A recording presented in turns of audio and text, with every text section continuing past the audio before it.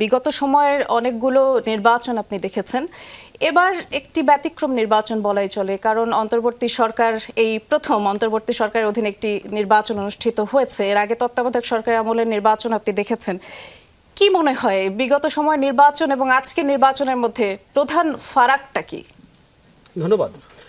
91 সরকারটাকেও আমরা একরকম অন্তর্বর্তী বলতে পারি। ওটা ছোট ছিল, ডিউরেশন অনেক কম ছিল, কিন্তু তত্ত্বাবধায়ক সরকার আমরা যখন কনস্টিটিউশনে এনে যেভাবে করেছি সেটা 91-তে তো ছিল না, ওটা আমরা পরে আসলে কনস্টিটিউশনে এনেছি। নতুন সানসিল্ক ব্ল্যাক শাইন, তাই গ্লাস শাইন, ঝলমলে শাইন করো, গ্লাস শাইন করো। তো যাই হোক, আগের যে নির্বাচনগুলো, ভালো যে নির্বাচনগুলো হয়েছে তার সাথে আমরা বরং বেশ কিছু সিমিলারিটি আছে, এবং যে ডিসিমিলারিটির কথা বলছি সেটাও ইভেন পজিটিভ। সেটা হচ্ছে বাংলাদেশের ইতিহাসে সম্ভবত এত কম সংঘাতের নির্বাচন হয়নি, মানে এটা সবচেয়ে কম সংঘাতের নির্বাচন। তো এটা একটা ভিন্নতা আছে এবং এটা ভেরি পজিটিভ যে একটা ভিন্নতা।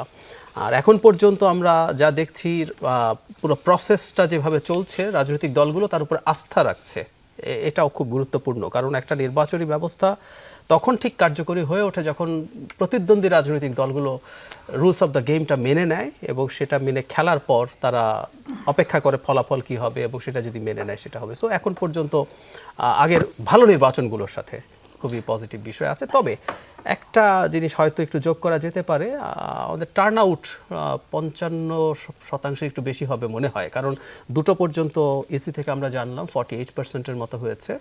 সো আরও যদি 7%, 8% বাড়েও, সো টার্ন আউটটা একটু আমি অনুমান করি যা হওয়ার কথা ছিল তার চাইতে কম, এবং এতে হয়তো একটা ইন্ডিকেশন আছে আওয়ামী লীগের ভোটাররা তার দল না থাকলেও ভোট দিতে আসবেন বলে যে একটা প্রবণতা ছিল লোকাল ফ্যাক্টর বা জাতীয় কিছু ইস্যুকে ভিত্তি করে, তারা সম্ভবত আসেননি। এবং আরেকটা জিনিস, তুলনা করছি না, আমাদের খুবই এক্সপেকটেশন ছিল ইয়াং পিপল যারা বহু বছর ভোট দেয়নি, মানে আমাদের 35-এর নিচে কেউ তো একটা ফেয়ার ভোট দেননি, সাথে জেনজিরা আছেন যারা এই গণ অভ্যুত্থানে খুবই ক্রুশাল রোল প্লে করেছেন, তারাও অনেক বেশি ভোট দেবেন। আমি অন্তত টিভিতে যেভাবে দেখেছি বিভিন্ন জায়গায় রিপোর্ট, আবার বলছি জেনজি মানে আমি শুধু আরবান জেনজিদের কথা বলছি না, গ্রামীণ অঞ্চলেও মানে ভোটারদের যে লাইন দেখেছি তাতে যে তাদের সংখ্যা অনেক বেশি ছিল আমার কাছে তাও মনে হয়নি। সো এইগুলো কয়েকটা কমন আপাতত প্রাথমিক ফাইন্ডিং।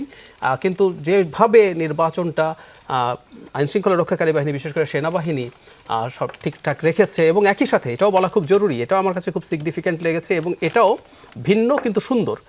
দুই বিবাদমান বা প্রতিদ্বন্দ্বী, বিবাদমান না বলাই ভালো হবে, দলের প্রধান যেভাবে পরস্পরের প্রতি সমালোচনা করেছেন, মানে ইভেন তারা দলের নাম নেননি, আমি বাংলাদেশের ইতিহাসে এটা খুবই আনপ্রেসিডেন্টেড মনে করি। এবং তাদের সর্বোচ্চ জায়গা থেকে এই সৌহার্দ্যপূর্ণ সমালোচনা, আমি সৌহার্দ্যপূর্ণ বলবো, কেউ কেউ বলেন তারা যতটুকু সমালোচনা করেছে 5 আগস্টের পরে কি এটা হওয়ার কথা ছিল কিনা, ফর গডস সেক এটা একটা ডেমোক্রেসি, এখানে নির্বাচন হচ্ছে, এইটুকু খুবই নমিনাল, কিন্তু তারাও সর্বোচ্চ পর্যায়ে থেকে যেভাবে শালীনতা বজায় রেখেছেন, যেভাবে সৌজন্য বজায় রেখেছেন, সহনশীলতা বজায় রেখেছেন, এটাও খুবই সিগনিফিক্যান্ট একটা ফাইন্ডিং, এবং এটা ডিফারেন্ট কিন্তু পজিটিভ।